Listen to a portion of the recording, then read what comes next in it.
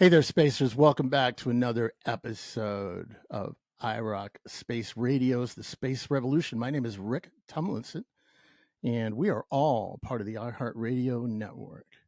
My guest tonight is Colonel Pete Garretson. Pete is co-author with a wonderful lady, Dr. Namrata Goswami, of a book called Scramble for the Skies.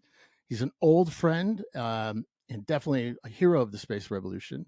He's been around primarily in military circles, working on developing ways of opening, supporting, dealing with, interacting with, or strategically handling the challenges that we will be facing as we move out into what Dr. O'Neill called the high frontier. Peter's a senior fellow in defense studies for the American Foreign Policy Council.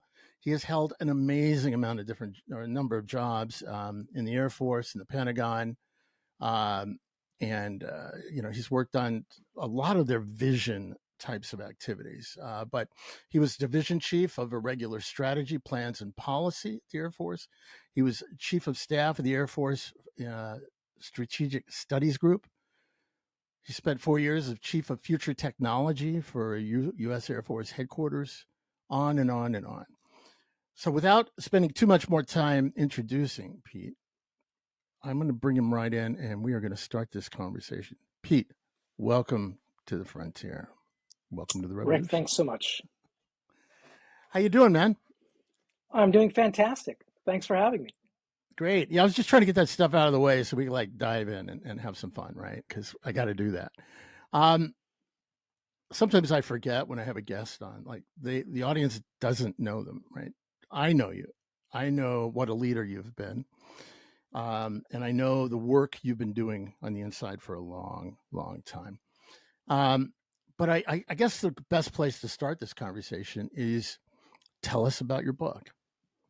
Tell us about Scramble for the Skies. So Scramble for the Skies was really written for a very specific purpose. And it was because, when I got, or I should say, when I came back to space, because of course, I was born as we were taking the Earthrise photo.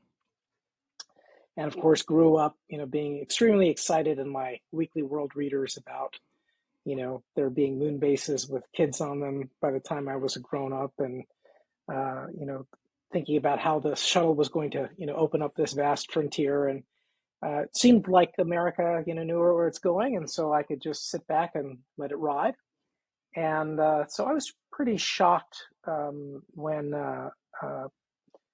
circa 2004, I came to Air Force headquarters and realized how badly off track we were, and got angry enough about it that I felt I needed to get back in. Well, starting in 2004, and we met very close to that period of time. I still remember, being, a young officer, listening to two firebrands from the Space Frontier Foundation talk about this completely different, free enterprise vision of space, and being like, wow, I've never heard anything like that before. And that is so completely in line with how I think things should go. And then I started to have a series of conversations over time, that convinced me of this amazing opportunity that existed out in space. And, over time, you don't realize how far you've sort of departed from the farm, how many different data sets create a completely different paradigm. And when you talk to, normal people who have not had that exposure, you can sound pretty out there and crazy. And in particular, what I noticed was there was this, multi-decade long conversation that the space community had, in particular about space resources and their geostrategic importance, and their importance to everything, survival of humanity, to mitigating climate change, to global poverty and energy security, and that none of these conversations had translated into the real policymaking community or even the international relations scholarship community. They weren't having these conversations at all. And so, it was clear to me that somebody needed to write an adequate primer and defense for that community about what was being said about space resources and their importance, and to put it in that terminology to sort of make it, as I call it, a crossover hit. And so, this book, was written as an academic piece to explore the importance of space resources and what nations were already doing. And, along in formulating it, Namrata and I had run into a lot of people that basically didn't, they weren't exposed to the what were very early signals at the time and didn't think this was the case. And so we felt we had to be extremely careful about footnoting and providing a very strong argument, such that there were a lot behind it. And the feedback we've got is that's been that we did that fairly successful. That folks that have read the book seem to think it's a convincing argument, and that they'll actually flip open the references to say, no, look, this is true. Look here's the reference. So I'm glad that it has had the intended effect so far. No, that's great, and yeah, great stuff that you guys do, and it's amazing that this far into the space age, as it was, as it were, we're still at the very beginning of educating people as to what the possibilities are, what the risks are. As you know, I focus largely on the possibilities, and but thanks to you and a few other folks, I have been dragged in or let in because I wanted to help in terms of our defense situation in space for the U.S. And by the way, we have a lot of international listeners, and just to clarify, before we dive into that area, a lot of what we're speaking about here is how do we keep it free and safe beyond the Earth? How do we make sure that the rites of passage, the rights of property, the rights of engagement, the rights of doing whatever you want to do out there are kept clear, and that it's a free domain for all of humanity. And that being said, you and I have worked a lot regarding Space Force.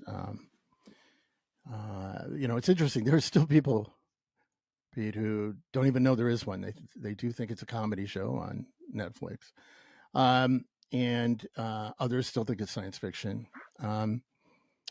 Give me your take on that. As far as why we needed to stand up a Space Force, because you're one of the people that worked in the background, and you need your you need your props on this because you helped create Space Force. You're one of the players in the background that I actually give credit to for helping make this happen. Why did you believe it needed to happen? Well, my reasons are going to be a little more long-term than most. I mean, I agree with everything that, you'll hear people commonly say, that, the threat has evolved, that we need dedicated organizations to deal with the existing threat. But for me, those were not the compelling reasons for a separate Space Force. My thought was that if all you were going to do was to just continue to be an information support arm for the Joint Force, there were other ways you could do that, including leave it in Air Force Space Command. There are reasons why it's preferable, because space is, a separate legal and physical domain. But in my view, it really was about giving yourself the lead time and organizing yourself for a bright future. And I'm fully bought into, the idea of becoming a multi-trillion person, civilization and free-flying colonies, and a multi-planetary civilization, and moving humanity, intelligent life, as well as a huge amount of our biosphere and other species with us to, as you put it, and so poetically, to make worlds, to bring life to worlds now dead. Mm-hmm. And I really do think, that forms sort of the spiritual heart of, like, what is the special mission of humanity? Well, we're the only intelligent species that has a chance of getting Earth life off Earth in any meaningful way. And so, we don't we don't have conclusive evidence that life exists anywhere else other than Earth. And so, it it likely does, but since we don't know, we have to think, what if we're the only candle in the dark? And since we know that, the Earth itself is eventually going to be boiled off by an expanding sun, if there's going to be a future for life at all, for intelligent life, we have to move out. And just curiously enough, the resources of space are so vast that there could be many more of us in a much diverse ecosystem and much diverse sphere of intelligence. So, we could have a much broader, richer life out there, and it would seem like a betrayal of what we could be to keep ourselves just boxed up here. And as you think about this future going out, you have to think about, well, what are different ways it could turn out? And, you'd like it to turn out in a way where people's hard work is rewarded and not just taken from them by some predation. You'd like it to be a world in which, people enjoy some degree of human rights and aren't just slaves, to the state or to an autocracy, or, are able to be shut down because of some accidental ethnicity or difference in language. And so I think that, for the kind of society that I enjoy living in, one where I know that there's certain, boundaries and freedoms that I can enjoy, that has never come for free. On Earth, which is one celestial body floating out there in space, one celestial body where property is allowed, by the way. Um, so, on this celestial body, we've had to spend, treasure and blood to make sure that sort of, freedom and that sort of representative government survives. And one of the ways that has been backstopped is by having armed forces that within that realm of that democratic or representative world protects what exists, protects individuals, and of course protects their property. So to answer directly, in order to have that future, you needed to think about what was going to be the security arm that was going to enable that. And because we're right at that cusp, we saw that we were at that cusp, when we were starting to have the first rung of, now not completely successful, but it was the first attempt at asteroid mining.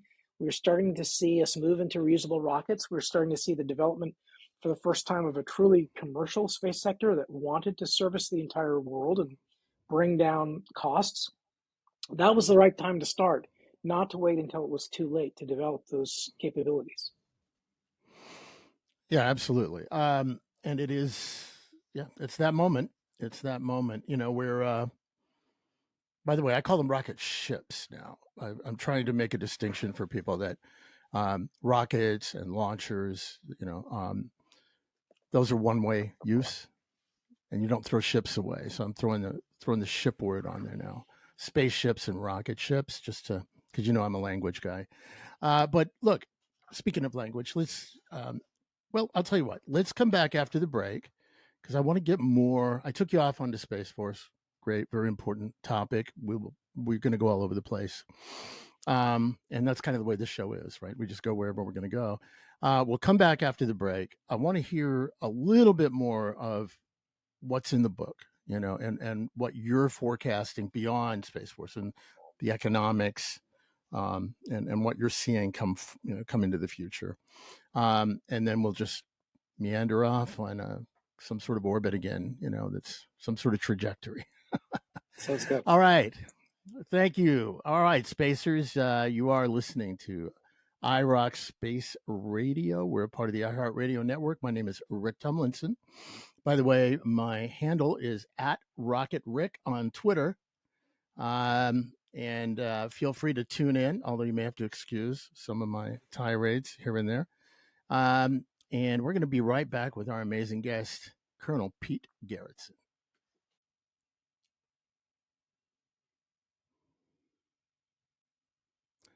Hey, welcome back, Spacers. My name is Rick Tumlinson. You're listening to the Space Revolution. Our guest tonight is or today, depending on when you're hearing this, is Colonel Pete Garretson. He's the co-author with Namrata Goswami of the great book Scramble for the Skies. Um, so, Pete, let's get into this. Tell me more. We kind of went off on Space Force and all of that, which is, you know, I guess the listeners don't know this. Pete and I are part of a thing called the DOG, which is the Doctrine Organization Group, and we're a group of people that is basically trying to help Space Force do it right moving into the future and get it right. And I can clearly say that Pete and I come down on the Star Trek version of the military in space.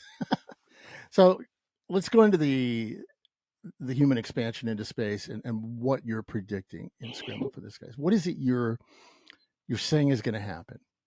What is your big forecast out of the book? So, the big forecast out of the book is that nations are already starting to think about space in terms of resources and economics and strategic competition, and that will accelerate. The two main contenders that we think are going to be leading it are going to be the United States and China. Mm-hmm. And over time, as we get closer to 2050, India will be in the top three economies, and so as a spacefaring nation, they'll be there. We think there's every indication that they'll be a little later to the party than others. But you arrive at this world. You know, you know, we have a number of scenarios in the end where we look to say, like, how might the world go? Three very different ways, with one of each of the powers sort of leading, and how that might be different. And a lot of it actually comes down to the agency of the middle powers, the second tier powers, and how they react, and try to corral and keep everybody on the same page or not. But we don't give just one prediction. We go through a bunch of different scenarios, things that could happen on the moon, all kinds of dirty tricks and nasty things that one party could do to another. We examine the possibility of, like, competing mining claims because there really isn't a resolution mechanism. What happens if that leads to each side sort of reinforcing their commercial national champions, and what happens if you get something that might look like a a blockade or embargo, and the need to sort of rescue to break that blockade. But in essence, what we think is that over time, it'll be on sort of the same kind of exponential curve that you'd see hopefully in your bank account, with interest, where things will start small and there'll be incremental steps, and over time they'll just keep picking up and picking up, and one day we'll wake up and be surprised at how many human beings are in space, and how much of our industry has moved off world. Mm-hmm. So you're predicting that we are going to see this expansion. What do you see as the greatest inhibitor, the thing that might block us the most, or slow us down? Well, when you say us, is the us humanity, or is the us those of us in the United States? um, well, let's hit both. Yeah, us in the United States, first of all, and they may be the same. I really think in the United States, it is this fashionability to be self-flagellating and self-hating, and the lack of confidence that we actually have a solution that works and would benefit humanity. I think we have seen a cultural turn that is decidedly um, sapping of American will to power, and I think that going into space is an expression of vibrancy and confidence, and to the extent that we descend into, choosing to look at each other in terms of our, you know, accidentals and differences instead of, as a common project, and a common project that aims, at individual flourishing and, flourishing of that common project. That's going to slow us down. And I think that's also been sort of falsely linked or unnecessarily linked with what I would call, some people would call it an environmental movement, but I think most space people would strongly consider themselves environmentalists.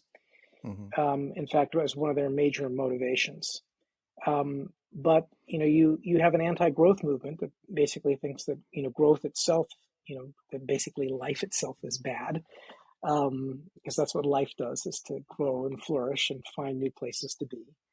But there is this anti-growth movement that certainly believes that anything that would allow human capacities to extend, that would allow individuals or society to get wealthy, particularly if any particular individuals in that might get slightly wealthier than others, that is conceived of as something to be avoided.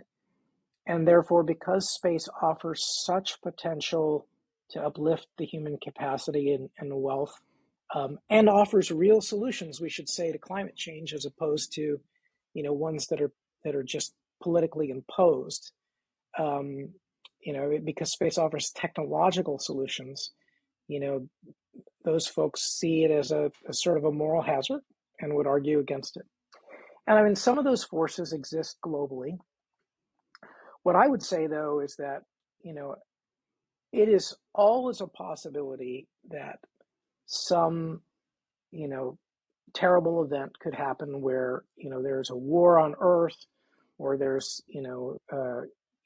a major, debris causing war in space that could slow us down for a significant period of time. But overall, I actually think it's the opposite of, I hear a lot of people in the space community, wanting to sort of hold hands and do it cooperatively. And I think we've got very solid evidence that has made us go slower. I think humanity as a whole is likely to move out in space much faster if there is some degree of strategic competition and there is a reason and an urgency to do it. And therefore, I think humanity as a whole is going to win from the current U.S.-China competition. Interesting. There's so many different places we could play there. But one, I guess one of my questions would be about your assertion at the end is that it's U.S. versus China in a sense of how that manifests, right? Because the original space race was U.S. versus Russia, and it manifested as two government space programs taking each other on, thinly veiled military aerospace industrial complex programs going after each other. So I'm going to give you a chance to go sideways a little bit on your answer, because I don't think that's what you meant, because I know you. And you're not suggesting that we can get into space faster if the U.S. government jumps in and takes on the Chinese government to open space. Am I correct, sir? No, well, yes and no. I mean, I know Okay. what you mean, and I'll get there. But I mean, I don't think that the right answer, or the optimal answer, either for the United States or for humanity, is a recreation of a government program like Apollo. But Mm-hmm. let's not kid ourselves that wise government spending on a commercial space ecosystem can Mm-hmm. accelerate it fast, right? So we as a nation, great example, we as a nation, unlike many other nations, chose not to have a single national airline. We chose to have a diversity of airlines that were competing. But what we did do was to initially have airmail contracts that secured routes that allowed the basic airlines to become profitable enough to take on passengers. And from there, they were self-sustaining. And so, you know, without government creating a market, securing a market, making transactions safe in a market, it's hard to have a market exist. So, I see no way around the utility and the necessity of government and government spending or subsidization.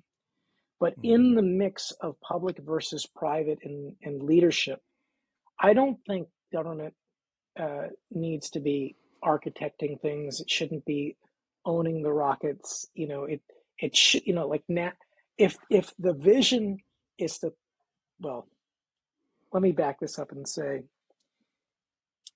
in a world where you consider governments as the primary actors, you get the kind of disappointing, anemic outcomes that you had a White House that put out SPD-1, which was phenomenal guidance. It said NASA is going to lead a commercial and international, return to the moon for and establish permanent human presence. And then later guidance on the South Pole where the resources are, and to focus on resource utilization. I think all of us, when we heard that, were like, yeah, right on. That's a good role. But then you see how it was interpreted, and now it's going to be like 3 people in a tiny tin can habitat on the moon with a rover and a tiny little ISRU plant, right? That's the kind of anemic underperformance you get when the government, and you're going to pay $4.1 billion to launch for your logistics system that's totally expendable. I'm absolutely sure that was not what the White House had in mind, right? I think they had in mind NASA playing an opening role, and then allowing your moon base should have some NASA people in it, but it should have a lot more commercial sector people in it. And it should have some science activity, but it needs to have like 10 times that much, 100 times, 1,000 times that much industrial base activity. And really, there's just such a potential space, that we need to be opening up through private industry. And as you, I think, have put it, it's not about them. It's not about the government employee who were mentioned that have been selected from all. If space is going to really be there, it needs to be open for everybody, for the max amount of activity, for the maximum number of people. And it needs to, obey that frontier enabling test of, is this government investment going to lead in an expansion in the number of activities and citizens that can take part, in the space domain? Yeah, exactly. It is interesting because we defaulted right back, here in the U.S. to the Apollo model. And it's like that's the true north because, well, it's being driven by that complex, aerospace industrial complex. And that's what they know. That's what they're comfortable with. And, it's funny. I saw an article recently about the Artemis program. This is not your grandmother's space program. I'm like, well, basically it is, right? Some, it's a little more diverse, which is, of course, we want that, but it's really, it's a TV special type thing. It's not really about opening the frontier for human settlement or the expansion of life. It's some sort of a token activity that at the end of the day, we'll end up with flags and footprints. But to make your point about the competition that's out there, they're not thinking that way. They're going for it, right? And one of the telltales, and we can talk about this when we come back, is that while we've got the, as you know, I call it the Senate launch scam, the Space Launch System, which is our big government rocket. We are in the realm, or in the time of Starship, which by the time people hear this or see this may or may not have flown, but I guarantee if it hasn't flown, it'll be flying again and again and again until they get it right. But what's really interesting, and I will have a talk with your partner Namrata about this when she comes on regarding China. But from what I'm understanding, China is moving towards the Starship model, which is reusable space ships, while our government is investing billions, tens of billions of dollars developing a reusable 1960s era um, rocket. So let's come back and Expendable. talk about that. Pardon? Expendable rocket. Expendable rocket.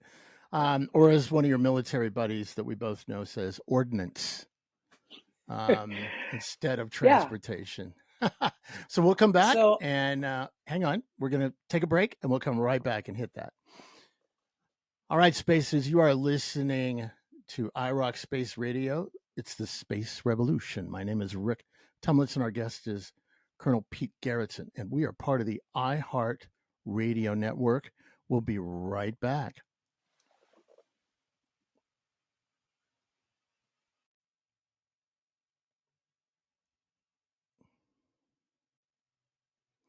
All right, Spacers, we are mixing it up here on the Space Revolution with Colonel Pete Garretson.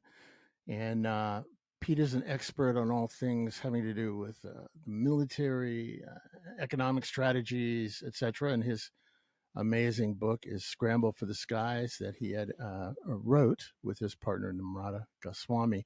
We were just diving into the thing that makes me popular with the aerospace industrial complex, which is the failure in terms of our government to develop um, directly or be supportive of enough their own citizens who were inspired by the original Apollo program and have gone out and started rocket ship companies, dozens and dozens of them.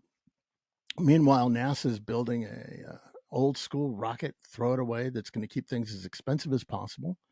Meanwhile, and this was right before the break, I brought up the fact that China is actually moving towards the model that people like Elon Musk and Jeff Bezos and Rocket Lab and others are going towards, which is a reusable rocket ship that brings the cost down and opens the frontier. Pete, you were about to dive in on that when we went to the break. Your thoughts, sir? so many thoughts on this, Rick. Of course, we were there when those decisions were being made the first and second time around, and I remember how disappointing it was to me that we chose to go with an expendable system. And of course, we know why. It was habitual. There were jobs that were already employed. There were people who thought they knew how to do it. They could convince themselves that they could do it quickly and cheaply, although it didn't turn out that way. Um, and at the same time, we were seeing, other folks in the private sector that thought, we were ready, and in fact, many felt we'd been ready to do reusable launch vehicles for a very long time. But I think it hints at, just the different paradigm that existed within aerospace and within NASA and what existed, externally. And, you had on the one hand this sortie exploration mentality, juxtaposed against this development and settlement, much bigger vision that required, if all you're going to do is plant a new footprint, every few decades, you don't need reusability.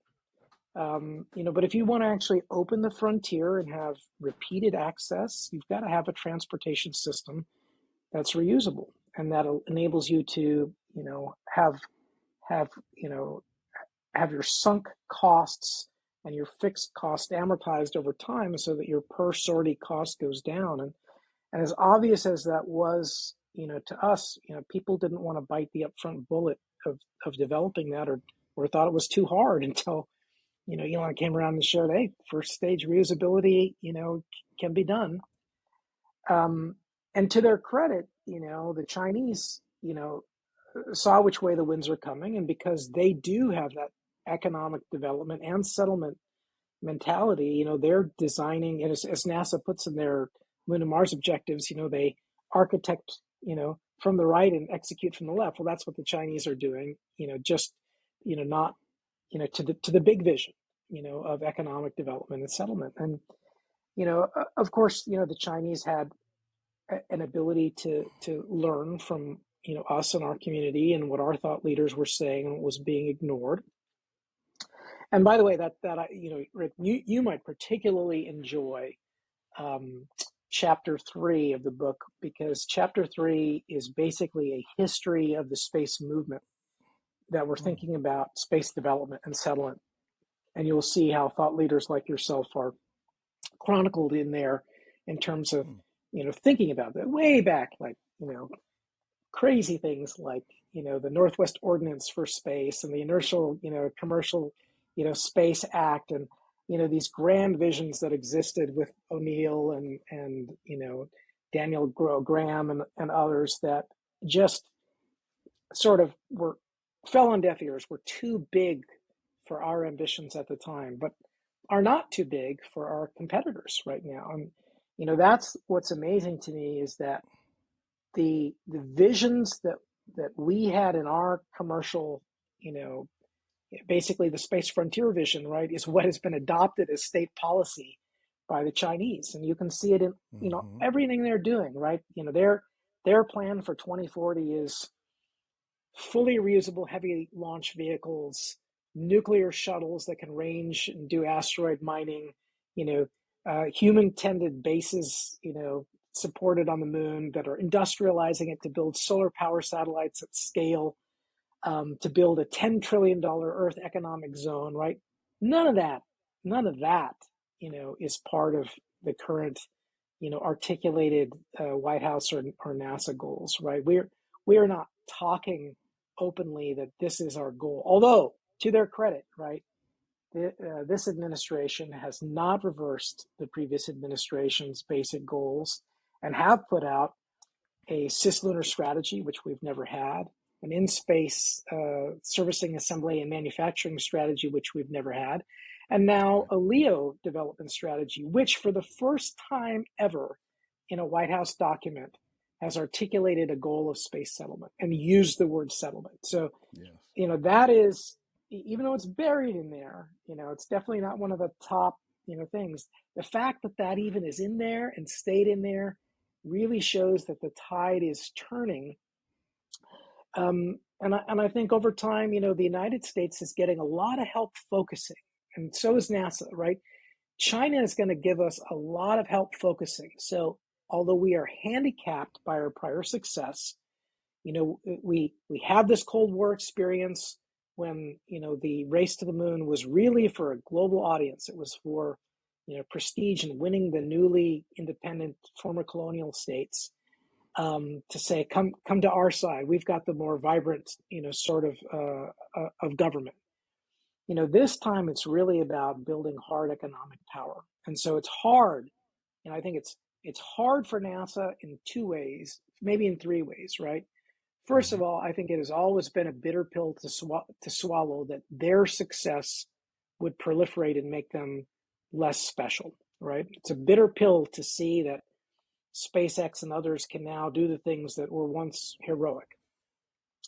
I think it's a hard pill to swallow, or I would say it's a difficult adjustment for NASA to change roles where they were the primary actor and now they're being asked to play, a door opening role, and where what they're catalyzing and the that the fundamental game is shifted. So, first generation NASA was absolutely about great power competition, right? It was the peacetime arm of great power competition in space.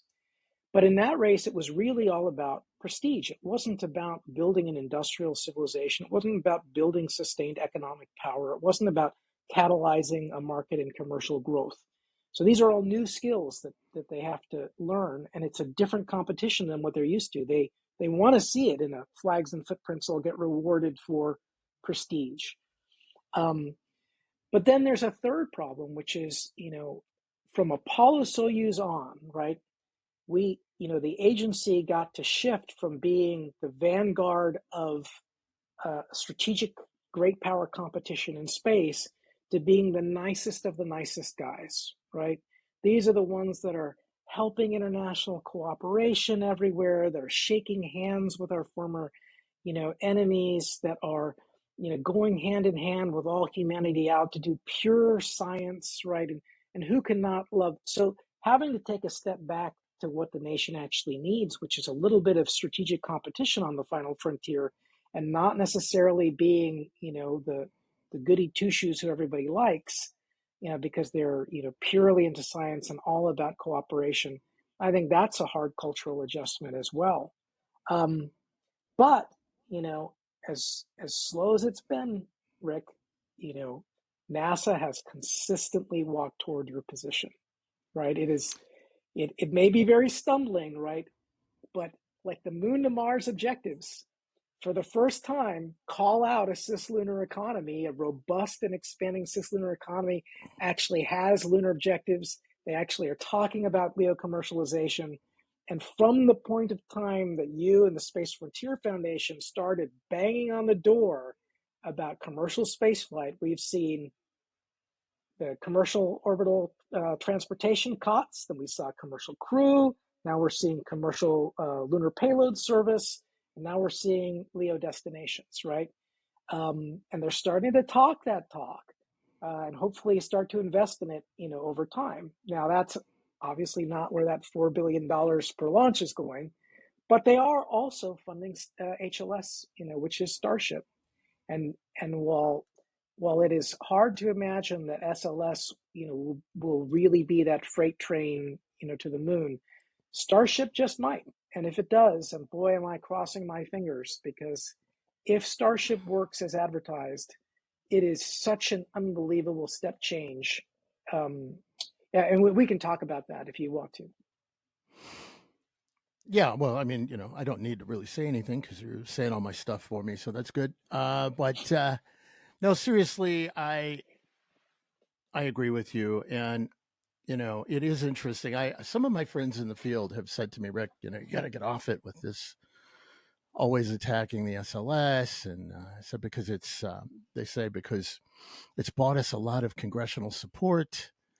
Artemis program has got us a lot of senators and Congress people, getting money in their districts. And just don't worry about it because at some point, Starship, Blue Origin, these others will take over and move on. And I was cool with that until, of course, NASA, probably under the guidance of one of the big aerospace companies, started talking about a contract to keep it going, right? And it sort of kind of belies that. Now, if Jeff and Elon and the other private transportation providers are able to succeed, um, my longtime prediction that the government system will die of embarrassment, may come true. So we can hope for that. But in the meantime, we do have the Chinese going up there. And look, my bottom line about this is, and I say the Chinese, you know what? It's Xi and his people. It's the Communist Party, because the Chinese people are, to me, different. Just as Russia is not Putin, Putin is not Russia. And I know you are a globalist yourself, in the broader sense. And we want everybody to be able to go. And I really do hope that there is the development of a cooperative approach.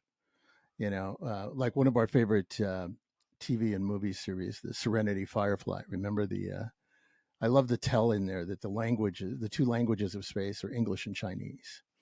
And I still haven't figured out why they use Chinese for curse words in English, but otherwise. But anyway, that's a whole separate thing.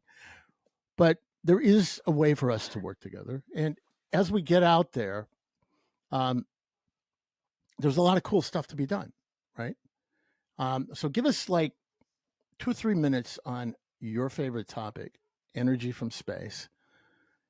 Set us up, talk about that. We'll take a break. We'll come back in, hit it again, and then move towards some of the more important questions I have for you. Space solar power, go.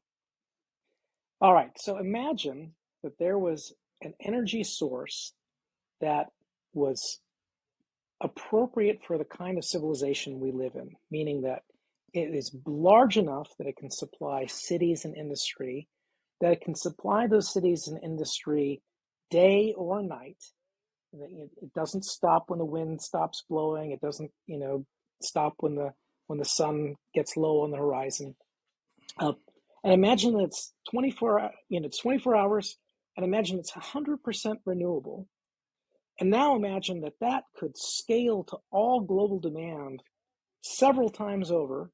And, imagine that it took up less land area than its competitors, and uh, and doesn't require cooling water, and might even be able to be built, at home by your own industry, supplying, let's say the same amount of jobs that the automotive industry creates. Wouldn't that be worth thinking about and putting in the mix?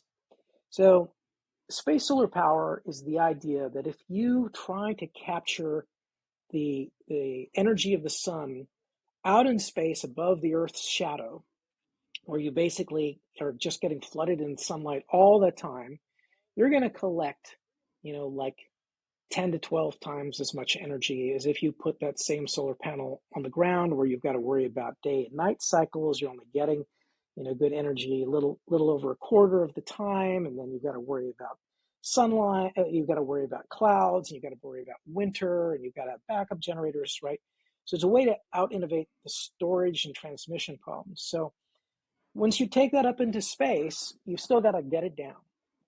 And so, the critics will always point and go, "Oh my gosh, a coal plant on Earth is like 30% efficient, but a solar power satellite, end to end is only like 9 or 10% efficient." Yeah, it's 10% of free. And, so you lose about half. You've got to convert it, just like you got to convert on the ground, the sunlight into electricity. And you've got to convert that electricity into radio waves to send it down to the earth, which we know how to do. And then, you've got to reconvert it on the back end. But the real beauty is that reconversion on the back end is like 85% efficiency, which means that instead of having like 70 plus percent waste heat as you would in a fossil fuel, you've got 15% waste heat going into your biosphere. And that has stunning implications. So if you were to build these large multi-kilometer scale solar farms in space and connect them to these, phased array antennas, picture the phased array antenna on a modern, airplane, just like a kilometer across. You now can beam power to all kinds of cities all over the world, including to those like you have in Europe or in Canada or in the Northeast United States that get very little sunlight. And you could, in theory, build these entirely from lunar resources. And you could, scale this to all global demand 6 times over just using the spare room you've got in the geostationary belt. And it turns out that these things are phenomenal in how fast they pay back in their energy payback time. So compared to, a solar panel, on Earth that might take several years to pay back, you can measure your payback, in days for a solar power satellite, even including all the energy that rockets spend. And that's also true, even if you're using like, and these would require thousands of Starship launches to build a system big enough for this to service, all of Earth or a significant part of Earth. But even with, all the greenhouse gases, that you used in that process of making the satellite and launching it, your carbon payback on the carbon invested still blows away anything else. So as a potential, like if you really care about climate change, not if you're not like an anti-growth person, but you actually care about climate change and you're actually looking for an energy technology that could fix climate change, space solar power should absolutely be on your radar. And it so happens it's on the Chinese radar and the UK and Saudi Arabia and Canada and ESA and Japan and Korea, but not in the United States. Of course not. And on that uplifting note, we're going to take a little break. Spacers, you are listening to iRock Space Radio. Colonel Pete Garretson, author of Scramble for the Skies. My name is Rick Tumlinson, and we're a part of the iHeartRadio network. We'll be right back with our closing segment.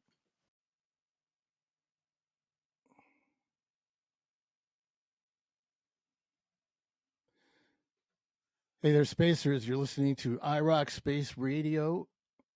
The show is the Space Revolution. My name is Rick Tumlinson.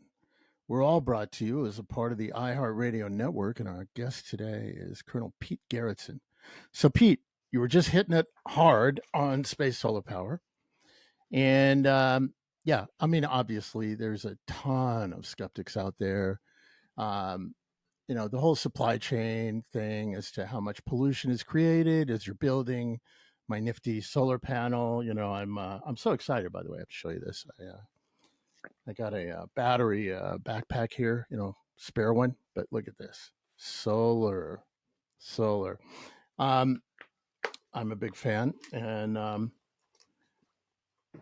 yet there is this idea, and I think what you're saying there is there's a conflation between uh, we need to save the planet and then sort of a feel good approach. This is sort of like when our friends over in Germany decided that we're just going to get rid of all the nuclear plants because, nuclear is bad because, I saw Chernobyl or something. And as we know, um, carbon, the carbon industry is far worse, far worse than the nuclear industry in terms of deaths and all of that. It's not as scary. It doesn't make as good a movie as the 3 Mile Island movie, and all these types of things.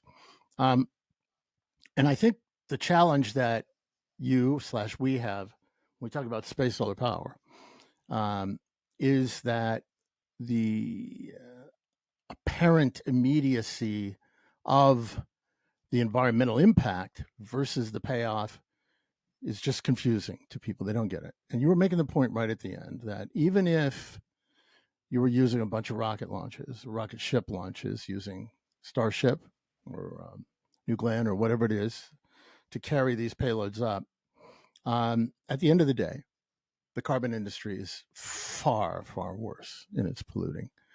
And you also made the point that there are several other countries that seem to have figured it out and are going for it. So it is happening. It's just not happening here yet. What would you like to see happen so that does happen here in the United States? And kudos to those countries that are obviously coming to our conferences and watching our stuff all these years. Apparently, our people were too busy or something. I don't know. But yeah, go ahead. Tell us what.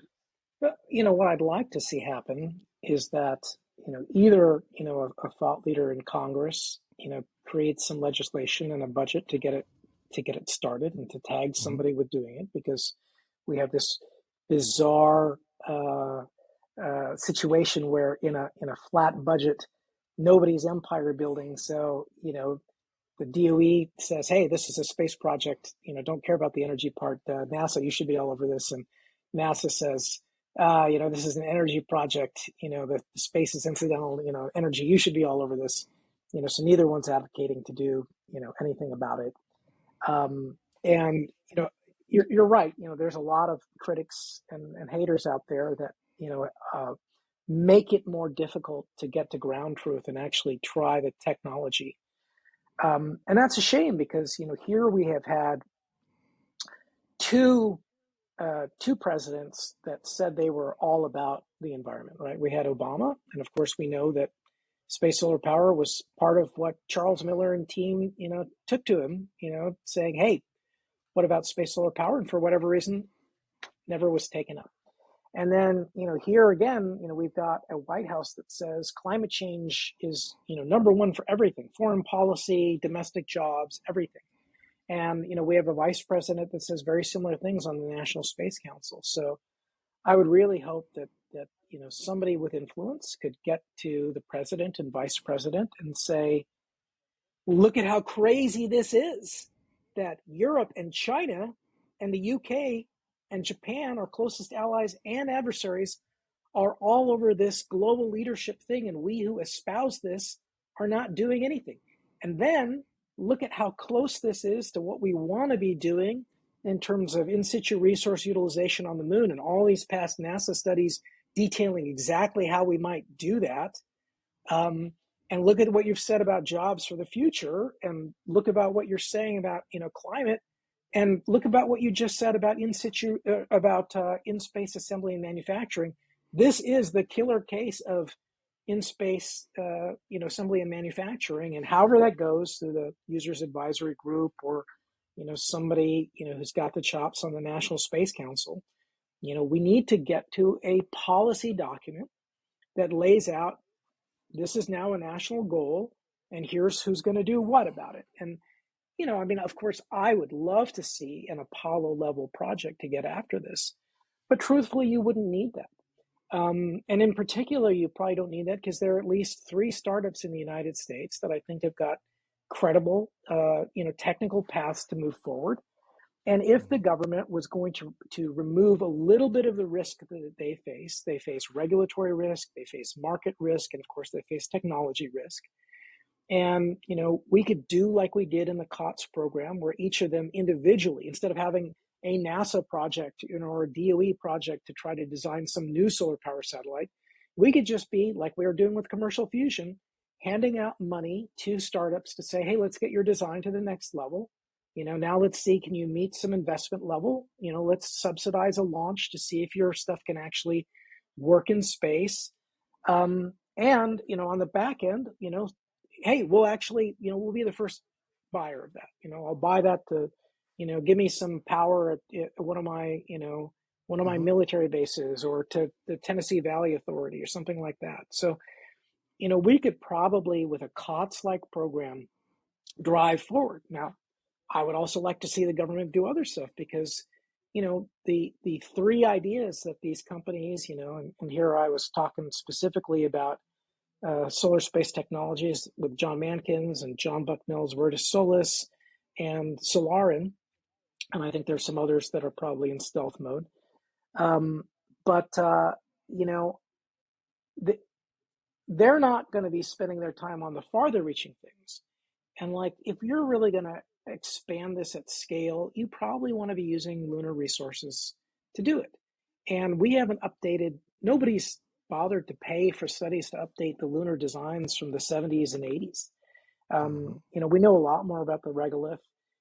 And frankly, if the Chinese vision is to industrialize the moon to build solar power satellites, what the heck is our Artemis base camp going to be doing?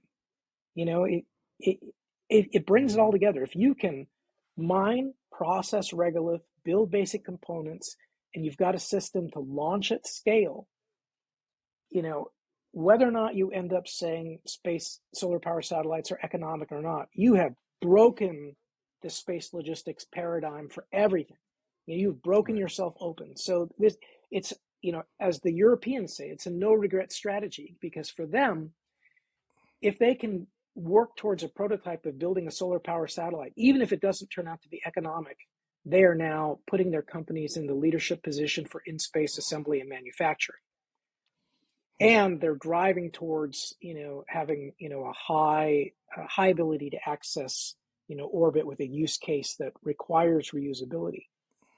And why this is so difficult to get, that, just trying to get the space solar power gets you everything else you need to be a space power to open the frontier.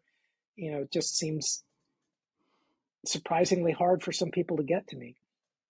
Yeah, yeah, and I know you've been pushing this a long, long time. I've gone back and forth on it over the years, and um,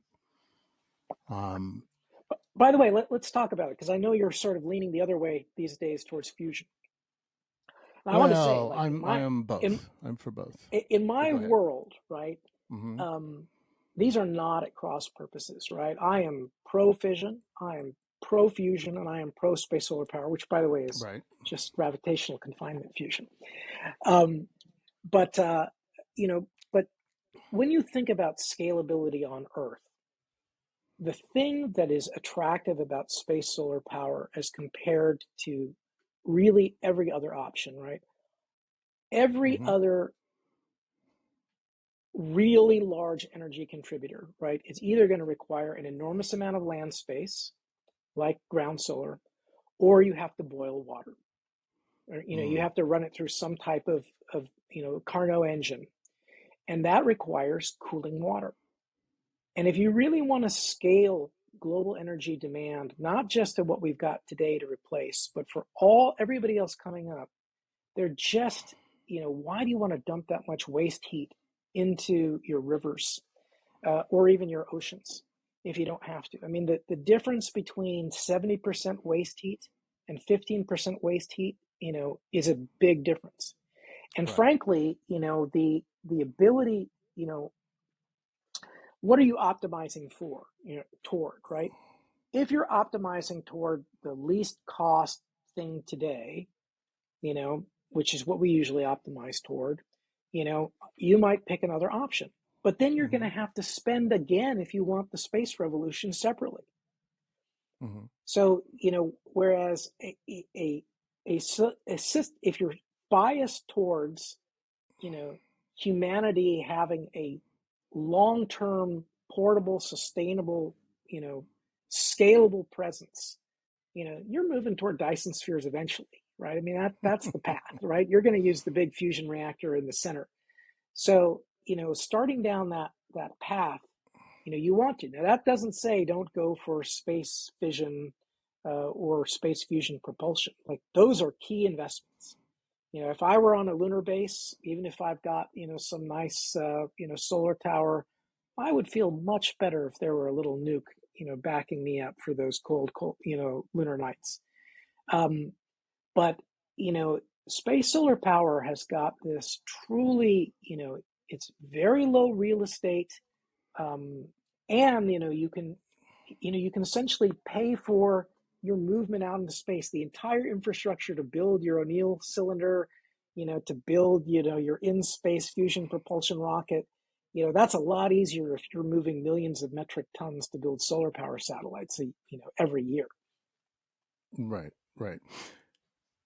And yes. No, I want to see both. Yeah, I haven't heard it, but I was quoted probably in a BBC interview about the two energy sources, and I don't know which quotes they took. We took a quite a long interview, but I do believe in both, and I want to see space solar because it gets you that second thing, which is an industrial infrastructure in space early. Um, I also, frankly, think that fusion is going to take a while, and I think there's a bit of overblow. How do we get funding? Let's make an announcement that we had a breakthrough, and then we'll get more funding, which is cool. The space solar will do the same thing. But we do need both of them. The one thing we have to move away from is the carbon economy, and both of these represent a potential future. Speaking of the future, I'm gonna jump now, and we're gonna start heading on our glide path. And speaking of which, no, I really have to get in these important questions, even though we're having so much fun. I'm going to have you back. We're going to cover the 250 other topics we didn't get to. But so here's my question to you: You're cruising across the lunar surface, a few thousand meters up, moving really fast. What are you listening to? Classic rock and roll. Classic rock and roll. Any particular tune, band? I'd probably start with Van I know Halen. it's the hard one, man. All right. Van Halen. Okay, I like it. I like it. And who was your biggest literary influence? Ooh, for space, Mm-hmm.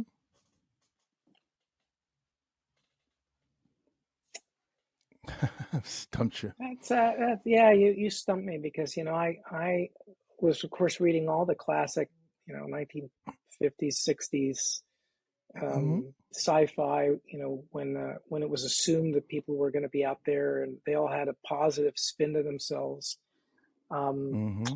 but it's hard to say because lately I've been so focused on modern pretty recent sci-fi. And in fact, what I will say is like I'm loving Dan Suarez's latest book, Critical Mass. You Right, should right, right. absolutely have him on because that's the future we're talking about, right? Finally, somebody optimistic writing about near-term stuff that could happen, in a pro-commercial way, that it's got no miracles, right? Not even one. Like I love The Expanse, but they've got their Epstein drive that's their one miracle. Um, Right. Cool. So Dan Suarez, we're just going to say he's your favorite guy now, and you started with the classics. Favorite space movie or TV show, series, whatever. yeah, it's going to be Apple TVs for All Mankind, That's a fun one. and then The Um, Expanse right behind that. okay, I love it. I love it. Yeah, it was great to see them actually projecting from the past, and yet what they're incorporating in terms of what the big thing is the Russians and the Americans trying to get the water from the poles. Yeah. Yeah, Let me which take that is back. okay. No, Take it I mean, back. if I'm really going for all time, it's Star Trek: The Original Series. I Okay, don't think you can get more foundational or more influence. I mean, when you really think about what probably influenced me, it would be the original Star Trek. perfect. Good, good. Both of them good. One modern, one original. Although I'm loving all the new Star Treks, and so I'm just swimming around in all of them. So, well, look, man, I got to tell you, you've had this has been fun, and I think some people maybe got an education, especially we're going to space solar power. Um, we are about an inclusive future, an exciting future for everybody, and we don't come down on the side of any party or political point of view, etc. And with that in mind, just for like, give us a 2 minute wrap up here on what would you tell some young person listening to this show who decides they want to get involved? What would you tell them? All right. The first thing I would tell them is don't believe the nonsense that you have to have a less bright future, or that the future needs to be terrible. There is such opportunity waiting for you and waiting for you out there. And in terms of wanting to get involved, there are tons of places to get involved, right? If you want to do national service, the Space Force is, ground level. It's a startup. It's something brand new. Real place to make your mark. If you're wanting to do public service, NASA still needs tons of talent. There are plenty of hard problems out there. If you've got an entrepreneurial bend, there are so many fantastic companies out there with bigger visions for the most part, even than things you've heard here. And that's a great place to figure it out. And if you just want to think about it, part time, phenomenal organizations, like Space Frontier Foundation, like Earthlight, like National Space Society, that are absolutely open to anybody who shares the dream, no matter what their background is, where they're from. These organizations want you because you share the vision. And lastly, terrific books, places that you can get into and start. Very, very, happy that, Rick has plugged mine. But you should read Jerry O'Neill's The High Frontier. I think that's absolutely phenomenal to start off. I think Bob Zubrin's The Case for Space is terrific. I think Dennis Wingo's Moonrush, again, phenomenal. So there are lots of places to start, and we want you. If you want to be part of this movement, we want you. Perfect. Very cool. I agree. And if you really want to get into it, Scramble for the Skies by Colonel Pete Garretson and Namrata Goswami. Thank you, Pete. It's been fun. We're going to have you back. We're going to go in some more directed direction, shall we say. This has been a great wandering around, and you've been a great guest. Very educational. All right, Spacers, you've been listening to iRock Space Radio, part of uh, the iHeartRadio network. And my name is Rick Tumlinson. This is the Space Revolution, and we are out the airlock.